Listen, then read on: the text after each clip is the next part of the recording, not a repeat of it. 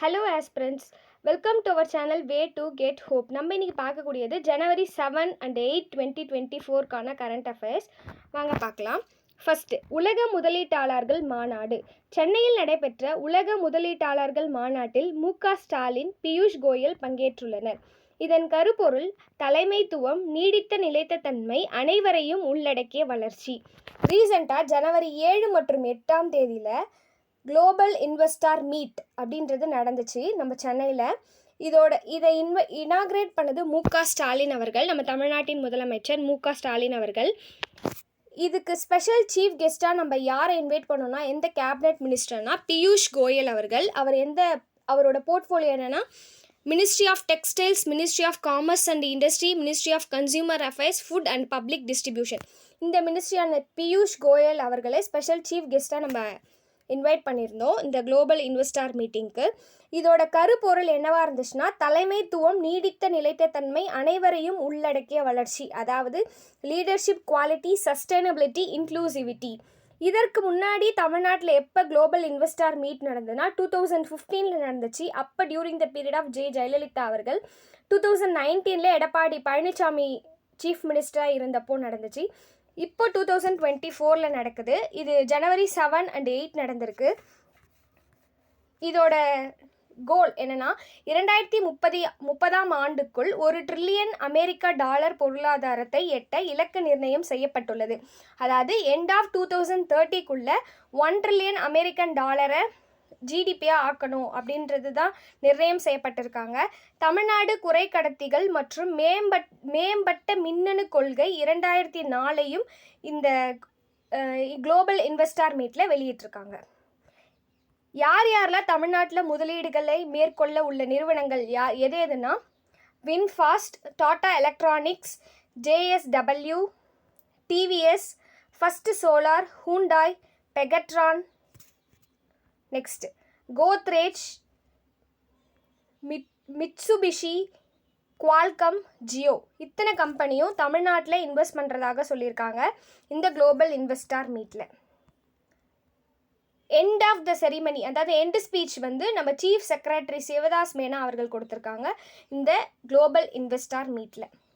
Next, பெண்களுக்கான சிறந்த நகரங்கள் அப்படின்னு ஒன்று அனௌன்ஸ் பண்ணியிருக்காங்க. 10 லட்சத்திற்கும் மேலான மக்கள் தொகை கொண்ட நகரங்கள் பட்டியலில் யார் முதலிடம் பெற்றிருக்கு, எந்த சிட்டி முதலிடம் பெற்றிருக்குன்னா சென்னை முதலிடம் பிடித்துள்ளது. கோவை 9வது இடத்தையும் மதுரை 11வது இடத்தையும் பிடித்துள்ளன. சென்னை 10வது இடத்தையும், கோயம்புத்தூர் 9வது இடத்தையும், மதுரை 11வது இடத்தையும் பிடித்திருக்கு. நெக்ஸ்ட், 10 லட்சத்திற்கும் கீழ் மக்கள் தொகை கொண்ட நகரங்கள் லிஸ்ட்டில் திருச்சி ஃபஸ்ட்டும், வேலூர் 2ண்டும், சேலம் 6வது இடத்தையும் பிடித்துள்ளது. இந்த பட்டியலை ரிலீஸ் பண்ணுறது யாருன்னா, பிரைவேட் நிறுவனமான அவதார் குழுமம் இதை வெளியிட்டுள்ளது. நெக்ஸ்ட், புக்யா ஸ்னேகா பிரியா. காவல்துறையின் தீவிரவாத தடுப்பு படையின் எஸ்பியாக IPS அதிகாரி புக்யா ஸ்னேகா பிரியா நியமிக்கப்பட்டுள்ளார். இப்பிரிவானது தமிழ்நாடு காவல்துறையில் புதிதாக உருவாக்கப்பட்டுள்ளது. அதாவது ஆன்டி டெரர் ஸ்குவாட் அப்படின்ற ஒரு டிபார்ட்மெண்ட்டை தமிழ்நாட்டில் நியூவாக உருவாக்கி கிரியேட் பண்ணி அதுக்கு எஸ்பியாக IPS அதிகாரியாக இருந்த புக்யா ஸ்னேகா பிரியா அவர்களை எஸ்பியாக இந்த டிபார்ட்மெண்ட்டுக்கு நியமிக்கப்பட்டிருக்காங்க. அவங்க பேர் புக்யா ஸ்னேகா பிரியா. எதுக்காகனா ஆன்டி டெரர் ஸ்குவாடுக்கு, தீவிரவாத தடுப்பு படையின் எஸ்பியாக நியமிக்கப்பட்டிருக்காங்க. நெக்ஸ்ட், கோல்டன் குளோப் விருது. கிறிஸ்டோபர் நோலன் ஓப்பன்ஹெய்மர் திரைப்படத்திற்காக கோல்டன் குளோப் விருதினை வென்றுள்ளார். இந்த ஓப்பன்ஹெய்மர் என்ற திரைப்படத்துக்கு golden Globe award வென்றிருக்காங்க.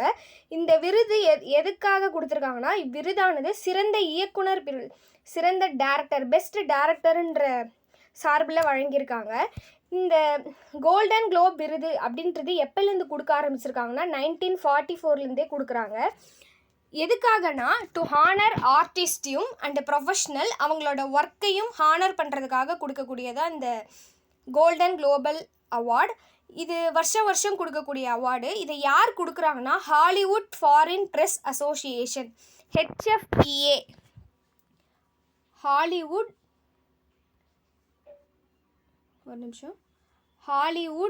Foreign press association தான் வந்து இந்த அவார்டை கொடுக்குறாங்க வருஷம். இந்த வருஷம் வாங்கினது தான் நம்ம ஹோப் அண்ட் எய்பர் அப்படின்ற ட்ராமா மோஷன் பிக்சருக்கு கிறிஸ்டோஃபர் நோலன் அப்படின்றவங்களுக்கு கொடுத்துருக்காங்க சிறந்த பெஸ்ட் டைரக்டர் அப்படின்ற தலைப்பில். நெக்ஸ்ட், சூரிய ஒளி உற்பத்தி மின்சாரம். மத்திய பிரதேசம் நர்மதை ஆற்றில் ஓம்பகேஸ்வரர் டேம் அதாவது பகுதியில் தண்ணீர் மீது சூரிய ஒளி உற்பத்தி மின்சாரம் செய்யும் நிலையம் அமைக்கப்பட்டு வருகிறது. இது உலகிலேயே அதிக அளவில் 600 மெகாவாட் சூரிய ஒளி மின் உற்பத்தி செய்யும் நிலையமாகும். வேர்ல்டுலே லார்ஜஸ்ட் சோலார் பவர் பிளான்ட்டை வந்து இந்த ஓம்கரேஸ்வரர் டேமில் வந்து இன்ஸ்டால் பண்ண போகிறாங்க. இது உலகத்திலே அதிக அளவில் 600 மெகாவாட் கரண்ட்டை வந்து உற்பத்தி செய்ய போது.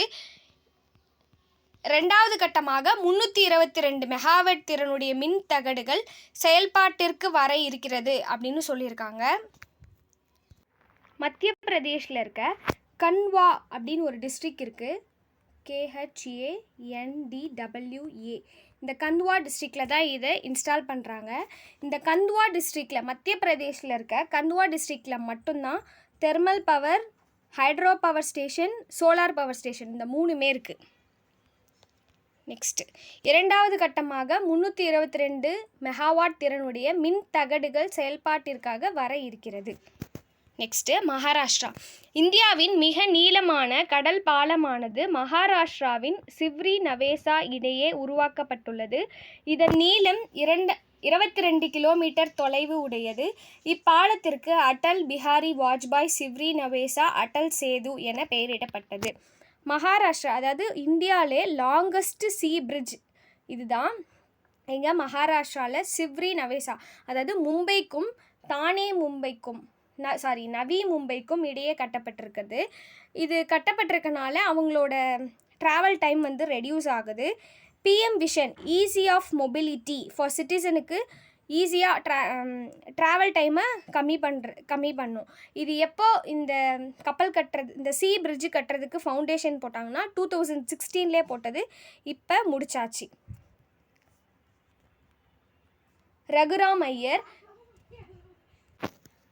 ரகுராம் ஐயர் இந்திய ஒலிம்பிக் சங்கத்தின் தலைமை நிர்வாக அதிகாரியாக ரகுராம் ஐயர் நியமிக்கப்பட்டுள்ளார்.